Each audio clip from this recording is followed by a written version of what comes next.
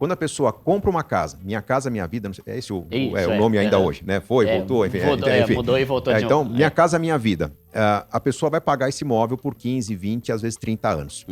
Se a pessoa sabe que vai morar lá por 15, 20, 30 anos, ela quer um apartamentinho, pelo menos 2 ou 3 dormitórios, né? O comum é 2 dormitórios.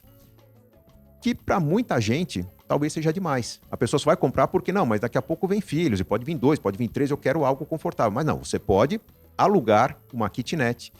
Se é solteiro, dividir com outros 2, 3, 4 solteiros. Se é recém-casado, dividir com outro casal. Ó, vamos pegar um apartamentinho meio a meio, um quarto para cada um. Quando a gente fala de aluguel, a gente está falando de pagar menos por algo que você precisa agora. Quando vier um filho, você aluga algo um pouco maior. Nessa diferença, você conseguiu poupar um dinheiro que você não conseguiria por estar pagando o financiamento.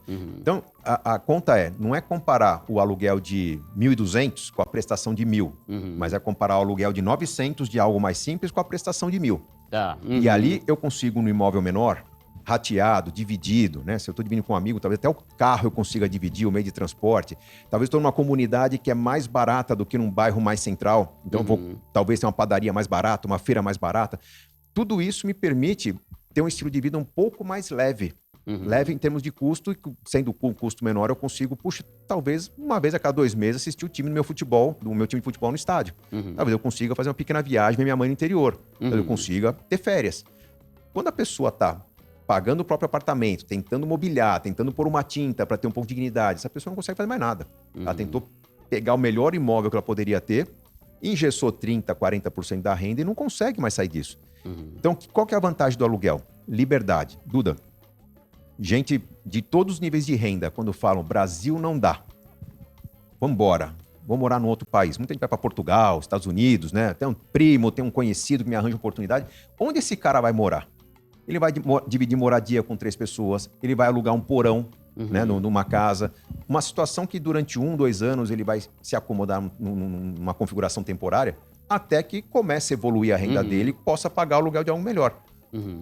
No Brasil ele não faz isso por quê? Porque a sociedade cobra. Pô, mas você está morando no fundo da casa do seu avô? Pô, mas você está pagando, sei lá, R$100 por mês para dormir no sofá da casa do seu irmão? Cara, é o que eu consigo nesse momento. Você vai nos Estados Unidos, lá o estudante junta mais 3 estudantes e compra um carro de 30 anos de uso e divide em 4. Aqui no Brasil, quer que o pai dê o carro 0 para ele. Ó, passei na faculdade, pai. Sim. A sociedade te cobra diferente. Você tem que meio que fechar o ouvido para essa sociedade e pensar, cara, o que eu quero? Né?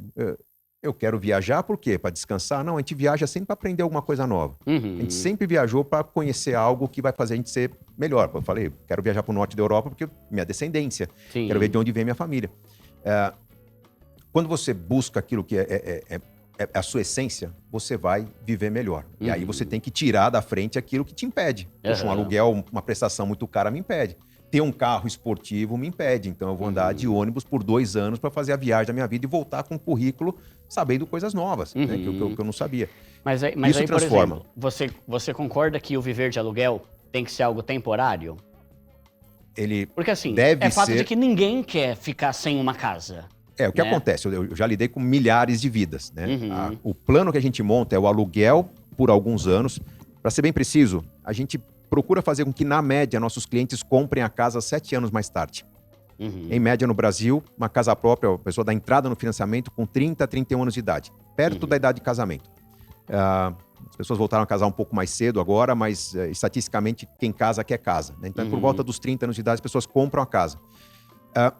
Quando a gente convida a pessoa a continuar alugando o imóvel, você vai dar uma maior liquidez para o mercado imobiliário. Os investidores que têm imóveis vão ver o seu imóvel ocupado, enfim, vai aquecer o mercado imobiliário.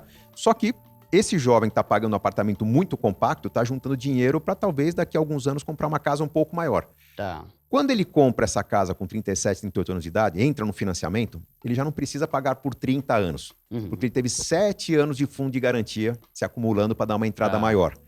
Ele já conseguiu fazer, pela liberdade geográfica dele, talvez ele incrementou um pouco mais a renda dele do que se ele ficasse preso no mesmo bairro, procurando emprego no mesmo lugar, disputando com outras pessoas. Então, ele foi buscar onde era melhor.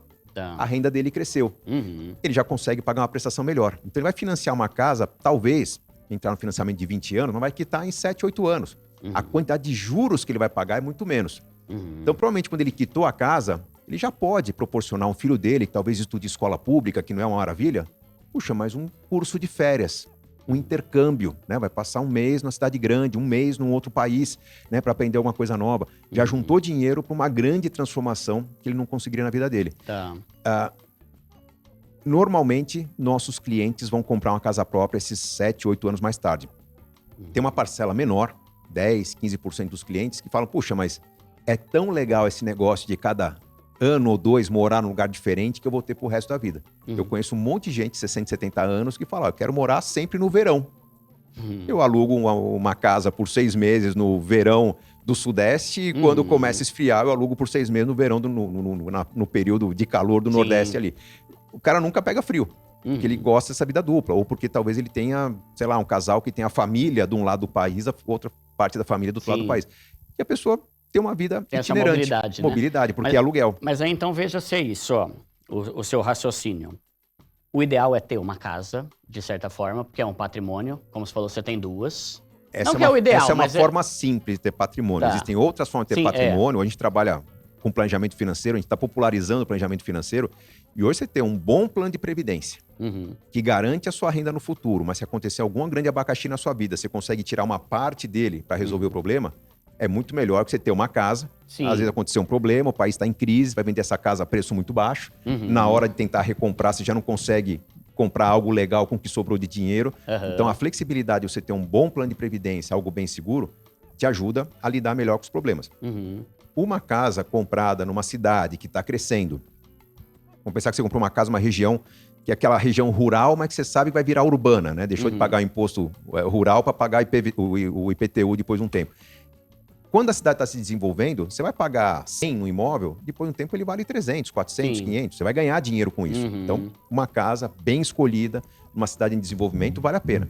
Uma casa comprada em plantão de vendas, com aquele monte de vendedor tentando te empurrar o argumento que, olha, você vai ganhar um hambúrguer se vier a venda, se você vai ter sei lá, um escritório na sacada, uma piscina, não sei o que lá. Você está pagando pelo luxo. Né? Você não vai conseguir ganhar dinheiro com aquilo. Você vai perder muito dinheiro com manutenção, com imposto, enfim. Então, que se torna um passivo, que é o que o imóvel, o pai pobre fala, né? Exatamente. O imóvel é uma forma de se garantir patrimônio, mas hoje o mercado financeiro brasileiro é um dos mais modernos do mundo. E existem incontáveis formas de você construir patrimônio com muita segurança. Tá? Desde fundos imobiliários, ações que pagam dividendos, ações de empresas sólidas, fundos de renda fixa, papéis de renda fixa, títulos do governo, né? O pessoal tem medo, né? Não, mas sabe, eu não falo nem de, tipo assim, de você pensar como algo que vai te dar lucro e tal, mas pelo prazer de você ter sua casa. Sabe? Pode ser o prazer de ter um relógio, o prazer de você ter um carro. Não, mas cuidado, é gostoso, porque você sempre morar de aluguel é isso que você quer dizer, né? Que você sempre tá... De qualquer forma, você tem... Você não quer mexer, você não quer decorar, você não quer... É porque o ponto é assim, por mais que tenha 1 milhão de raciocínios e de argumentos, todo mundo que fala isso tem a casa própria. Entende? Tipo, talvez você conheça alguns que não tem, porque você conhece mais gente que eu, né? A gente tem Mas os que eu conheço, todos os youtubers que falam que não, alugar é bem melhor, todos eles têm 5 casas.